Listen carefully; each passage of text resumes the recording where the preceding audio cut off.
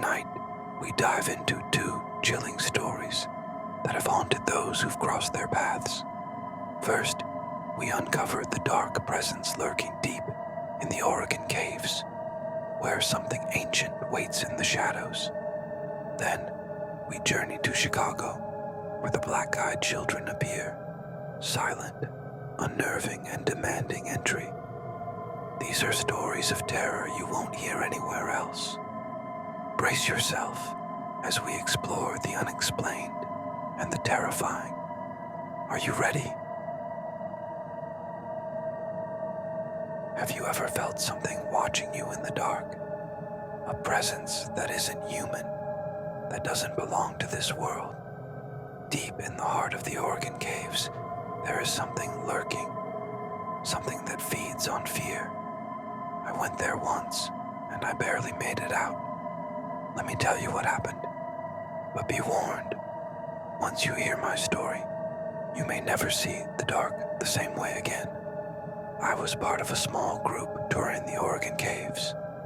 Our guide, an old park ranger named Tom, led us deep into the tunnels. The deeper we went, the colder it got. The air was thick, damp, and heavy. At first, everything seemed normal, just another cave tour. But then, about a mile in, I started feeling strange, like something was off, like something was listening. At one point, we turned off our flashlights to experience true darkness. That's when I heard it, a whisper, faint, almost like a breath against my ear. I turned my head fast, expecting someone to be there, but there was nothing, just pitch black. Did you hear that?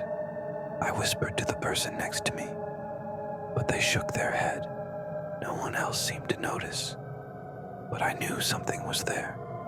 The lights came back on, and my heart almost stopped. For a second, just a second, I saw something move at the edge of the tunnel, a shadow darker than the rest, slipping into a crevice. My breath hitched. I thought my eyes were playing tricks on me. But then Tom, our guide, suddenly looked pale, like he had seen it too. And that's when I knew we weren't alone. As we continued, I fell a few steps behind. The group moved forward, their voices fading. Then, I heard it again, the whisper, closer this time. My flashlight flickered, and for a brief moment, I saw something at the corner of my eye, tall, twisted, with hollow eyes. I turned to run, but suddenly I was alone. The tunnel around me stretched into darkness. The group was gone. Panic set in. I called out, my voice shaking. No response. The cave felt like it was breathing. Then I heard it, a low, guttural growl. My flashlight dimmed, and that's when I saw it clearly. A figure standing at the end of the tunnel. It wasn't human. Its limbs were too long, its fingers too sharp. It took a step forward and smiled. I ran. I didn't think. I just ran. The tunnel twisted and turned, the walls narrowing around me. The sound of footsteps, not mine, echoed behind me. I didn't dare look back. I could feel it closing in, the air turning ice cold. The cave was endless, a maze with no way out. My lungs burned. My legs ached, but I had to keep moving. I stumbled into a cavern, my light shaking, and that's when I realized I wasn't alone. Shadows lined the walls, their mouths moving, whispering in voices I couldn't understand. My head pounded, the words filled my skull, and then, as if pulled by an unseen force, I started walking toward the dark figure in the center of the room. Just as I felt myself slipping away, a voice cut through the whispers. "Hey, over here." It was Tom. My flashlight flickered back to life. The shadows recoiled. My body jerked forward and I ran toward his voice. The moment I crossed into the main tunnel, the air shifted. The cave felt normal again, but I swear, I could still hear whispering in the distance. Back at the ranger station, Tom sat me down. He didn't ask what happened. He didn't need to.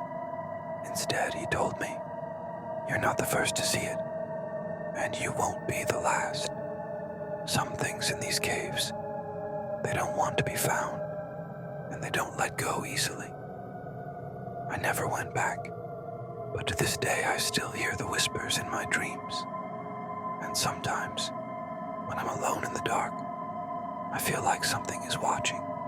So tell me, do you think something ancient is still hiding in the Oregon caves?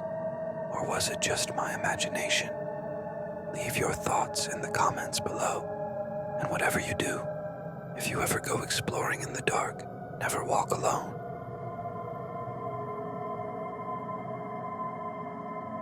You're home alone. It's late at night, and the wind outside howls through the trees. You hear the soft knock at the door, just a knock. You freeze, trying to push away the feeling in your gut, telling you something is wrong. You don't get visitors at this time. You hesitate, your heart starts to race, and you wonder, what if it's them? What if it's the black-eyed children? I'm not the kind of person who believes in ghost stories or urban legends. I've always chalked up strange things to coincidence, the imagination, or just bad luck. But what happened to me that night? I can't explain it. It started when I moved to Chicago for work. I had heard the rumors, the whispers about strange occurrences in the city. People would talk about strange kids showing up on their doorsteps in the middle of the night, their eyes completely black. I brushed it off. Who wouldn't? Sounds crazy, right? But that night, something happened that changed everything. It was just a normal evening, or so I thought. I had been sitting on the couch, scrolling through my phone when I heard the knock. At first, I thought it might have been a prank, but as I stood up to check the door, I noticed something that made my blood run cold. The porch light was out. Strange. It was working fine just an hour ago. I opened the blinds just a crack. There, standing at the base of the steps, were two children, a boy and a girl, both around 10 or 11 years old. They looked out of place. I could feel my pulse quicken as I stared at them. Their faces were pale, their clothes outdated, almost like they stepped out of the 90s. But what caught my attention most was their eyes. They were solid black, no pupils, no whites, just black, like an endless void. I couldn't move, my body paralyzed in fear. The girl, the younger one, was the first to speak. "Can we come inside?" she asked in a soft voice, almost too calm. But there was something unnatural in the way she said it, a hollow echo that sent chills down my spine. And that's when I realized I couldn't feel my heartbeat anymore. The air was thick, heavy, and every instinct in me screamed to run. But I couldn't. Part 2. The unsettling request. The sound of wind rustling intensifies. Narrator. I could barely hear them as the girl repeated her question, her voice somehow louder this time. "Please, let us in. I don't know why I stayed. Maybe it was the shock, or maybe some twisted part of me wanted to know what was happening. It felt like my feet were glued to the floor. I couldn't look away from their eyes. The blackness was like a void that sucked the life out of everything around them. It felt wrong, unnatural. I stared at the boy who had been silent the entire time. He wasn't moving much, just standing there, staring. I realized then that they hadn't made any sound when they knocked. No footsteps, no shuffling, just a knock. That alone should have been enough for me to slam the door shut. But instead, I found myself asking, "Who are you?" The boy's lips curled into a grin that didn't reach his eyes. Those horrible, empty eyes. "We just want to come inside," he replied, his voice almost mechanical. I backed away from the window, my heart pounding in my chest. I could hear my breath, shallow and quick, as I tried to rationalize the situation. Maybe they were lost, I thought. Maybe they were just kids in need of help. But something inside of me knew this wasn't right.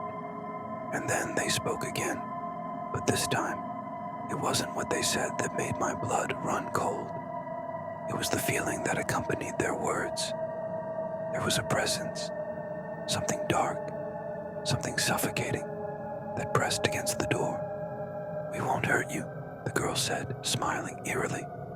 But there was no comfort in her words, no warmth, only coldness. I didn't believe them. Part 3, the realization, distant echoes and soft knocking sound. Narrator.